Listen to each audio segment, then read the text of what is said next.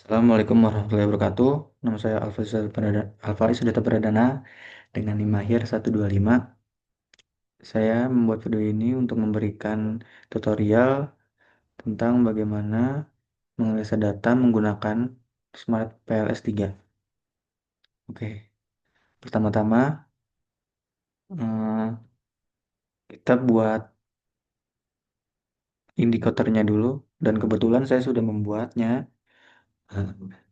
Sebenarnya kita connect indikator X1 ini, X2 dan X3 dan X4.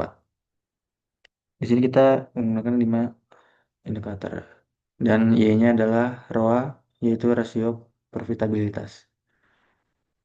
Oke, berikut kita calculate, terus kita PLS algorithm. Start calculation. Oke, pertama-tama kita uji validitas konvergensi dulu. Kita bahas tentang loading factor. Nah, di sini berdasarkan hasil uji validitas konvergensi, semua nilai dari semua nilai dari tiap variabel adalah 1,000, yang dimana berdasarkan nilai outer loading, setiap variabel memiliki nilai di atas 0,70. Sehingga dapat disimpulkan bahwa setiap variabel penelitian dikatakan real atau reliable. Yang kedua, kita ke average variance extrinsic atau disingkat AV. Di sini kita klik yang apa? Betul. Yang constructs reliability and validity. Di sini berdasarkan hasil analisis, setiap variabel yaitu efisiensi bank, rasio kecukupan modal, rasio kredit masalah, nih kayaknya ini, oh, kredit bermasalah, terus rasio profitabilitas dan tata kelola perusahaan memiliki nilai di atas 0,50 dengan masing-masing nilai 1,000, dan berdasarkan nilai konstruksi reliability and validity, setiap variabel memiliki nilai di atas 0,50 sehingga dapat disimpulkan bahwa setiap variabel dikatakan valid dan reliable. Reliable, reliable. Oke, selanjutnya kita cek Fornell-Laker. Fornell-Laker itu ada di diskriminan validity. Kita klik saja validity. Kita klik, sudah. Klik Fornell-Laker. Nah, berdasarkan dari hasil diskriminan validity dia di sini, semua nilai itu diagonal. Diagonal atau lebih besar dibandingkan korelasi non-diagonal yang ini. Ya. Dengan demikian, semua variabel dalam analisis ini menunjukkan validitas diskriminan yang memadai. Terus, untuk selanjutnya, kita ke cross loading. Kita ke, nah ini nih, cross loading. Nah ya, oke. Berdasarkan hasil diskriminan validity di sini, menunjukkan item pengukuran lebih besar atau lebih tinggi dibandingkan dengan variabel yang diukurnya, dan berkorelasi lebih rendah dengan variabel lainnya. Nih, seperti rasio kecukupan modal nih, CAR ini, CAR ini adalah rasio kecukupan modal, jadi sama gitu. Jadi lebih tinggi. Ibarat apa ya? Korelasinya bukan korelasi, kayak variabel pengukurannya sama, tapi dibandingkan dengan korelasi lain itu lebih besar gitu. Nah, ini kan GCG sama tuh, tata kelola sama, dan itu sama ya.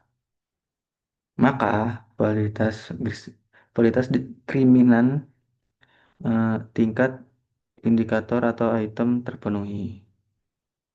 Untuk selanjutnya, kita ke latent variable correlation. Kita klik latent variable dan kita ke latent variable correlation. Nah, berikut ini nilai latent variable ini nilai korelasi satu variabel terhadap variabel lainnya memiliki nilai 1,000. Menurut Hamid dan Anwar 2019, nilai korelasi satu variabel terhadap variabel tersebut harus lebih kecil dibandingkan dengan nilai akar kuadrat AV variabel. Nah, kita ke sebentar ke sini. Nah, saya sudah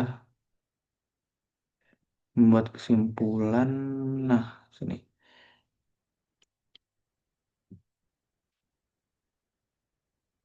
Nah, eh, data menurut analisis data, nilai latent variable correlation berdasarkan analisis data kriminal memiliki nilai sama, yaitu 1,00 banding sama dengan 1.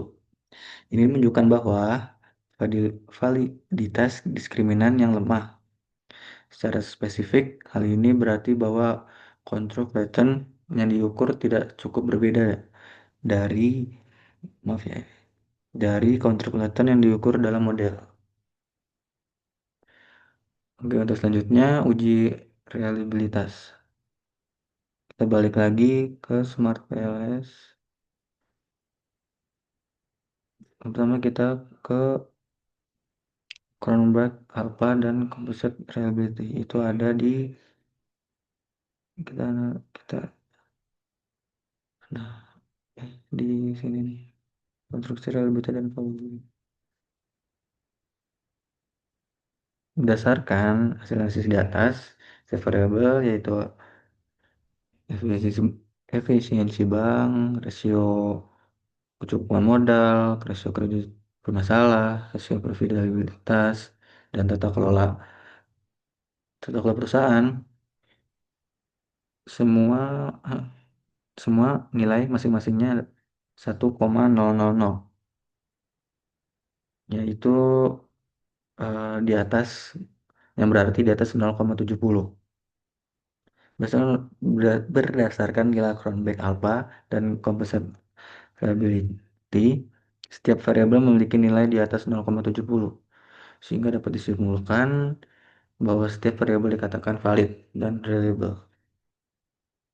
Untuk selanjutnya, kita ke uji model fit. Pertama kita ke model fit dulu nih, model fit ada bacaannya. Kita klik saja. Nah, di sini kita akan menguji nilai SRMR, DULS, DG, G-square, dan NFI. Oke, pertama-tama kita akan ukur SRMR. Hmm, Berdasarkan hasil analisis model fit ini, nilai dari SRMR itu 0,000 ini. Menurut Santoso dan Raharjo 2021 dan juga Wiono 2022, nilai SRMR itu harus kurang dari 0,10. Maka model di sini dinyatakan fit, yaitu kurang dari 0,10. Lalu untuk DLS dan DG-nya menurut Wiono 2020 yang baik Yang baik, nilai yang baik itu lebih dari angka 0,05. Maka nilai model di sini dianggap tidak fit atau kecocokan model belum terbentuk. Dan untuk selanjutnya dari nilai NFI kita ke sini dulu ya. Mungkin biar lebih jelas. Kita ke NFI. Nah, NFI itu semakin dekat dengan angka satu, semakin dekat NFI ke satu, semakin baik kecocokannya. Kita lihat lagi di Smart PLS. Nah, ini satu berarti sangat baik.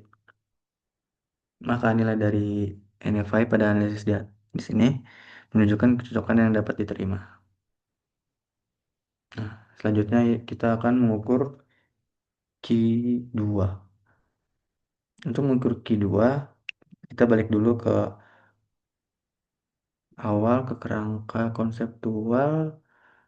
Kita calculate, terus ke PLS predict. Oke, kita start calculation. Start.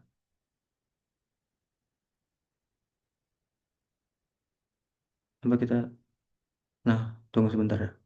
Oke, nah kita ke LVS prediction summary. Nah,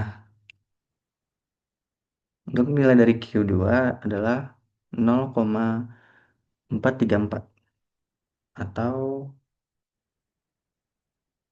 eh nilai yang menunjukkan 0,434. Menurut Setiawan 2023 dan Savitri et al. 2021 dan Wiono 2020, eh, nilai Q2 di nilai ini nilai 0,434 dia disimpulkan disimpulkan sedang atau dianggap baik.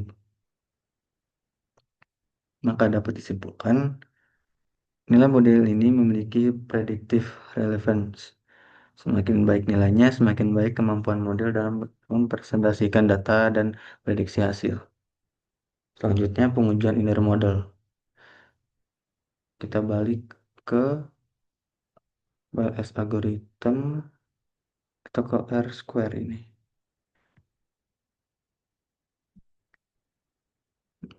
Nah, ini nilai R square-nya. Berdasarkan hasil inner model ini, R square memiliki nilai 0,471.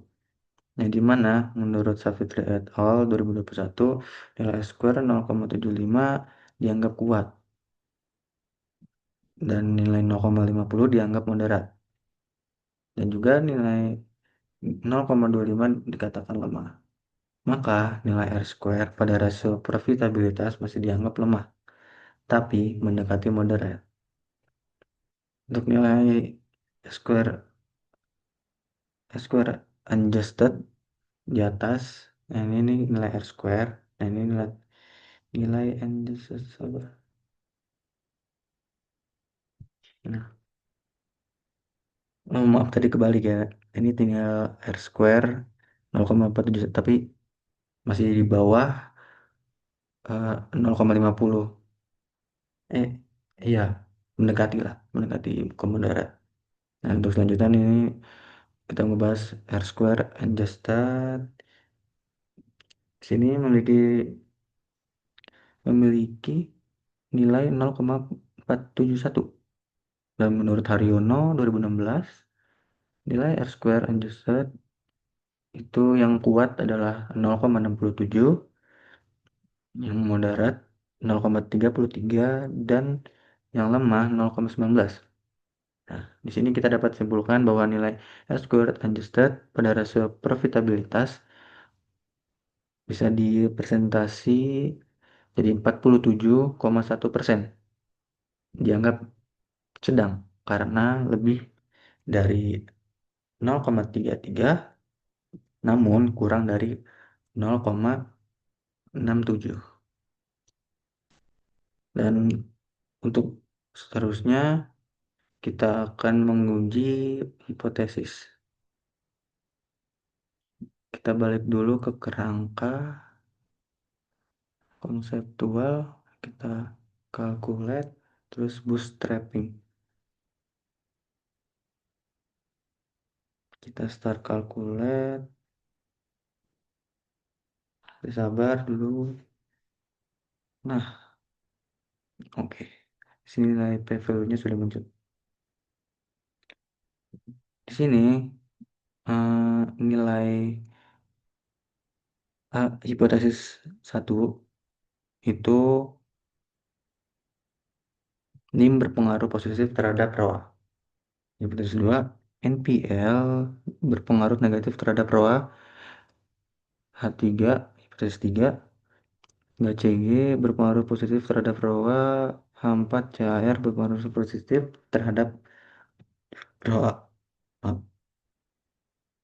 Nah, menurut hasil analisis path conversation lihat di sini. Sebentar. Nah,